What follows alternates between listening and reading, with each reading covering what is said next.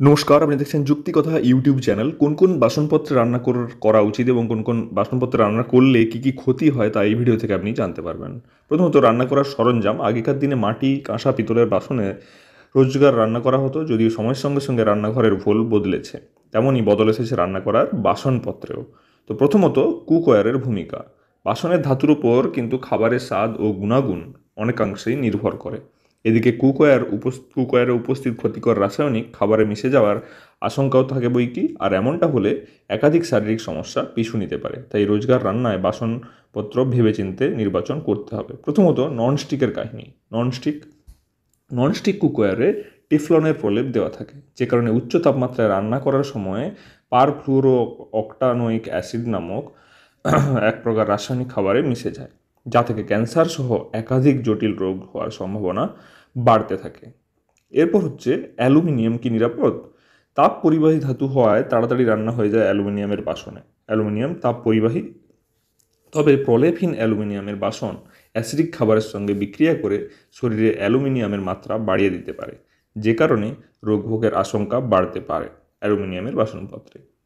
এরপর স্টিলের বাসনেও হয় রান্না। স্টিলের বাসনে কোনো অ্যাসিডিক জিনিস রান্না করার সময় এর থেকে নিকেল ও ক্রোমিয়াম খাবারে চলে যেতে পারে, যা চিন্তার বিষয় বৈকি।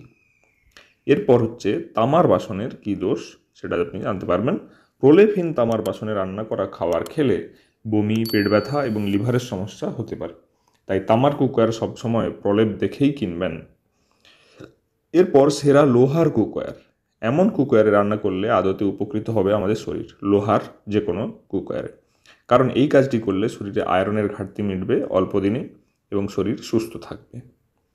মাটির বাসনপত্রের কী হাল, সেটি এবার আপনি জানবেন। মাটির বাসনে রান্না করা বেজায় স্বাস্থ্যকর, কারণ এমন বাসনে রান্না করলে খাবারের গুণমান বাড়ে কয়েক গুণে। অর্থাৎ লোহা এবং মাটির বাসনপত্র এ পর্যন্ত সবথেকে ভালো বলে প্রমাণিত হলো। নজর থাকবে এদিকেও, ননস্টিকের পরিবর্তে সেরামিক বাসনে রান্না করতেই পারেন। তবে বেশ কিছু সেরামিকের বাসন থেকে ক্ষতিকর লিড এবং ক্যাডমিয়াম খাবারে মিশে গিয়ে শরীরের ক্ষতি করতে পারে, তাই সাবধান হওয়া উচিত।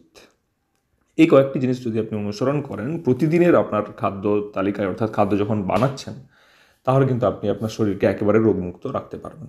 অর্থাৎ বিভিন্ন বিষয়গুলো জানলেন, তবে মাটির বাসনপত্র এবং লোহার বাসনপত্রে রান্না করা সব থেকে বেশি নিরাপদ এবং উপকারী।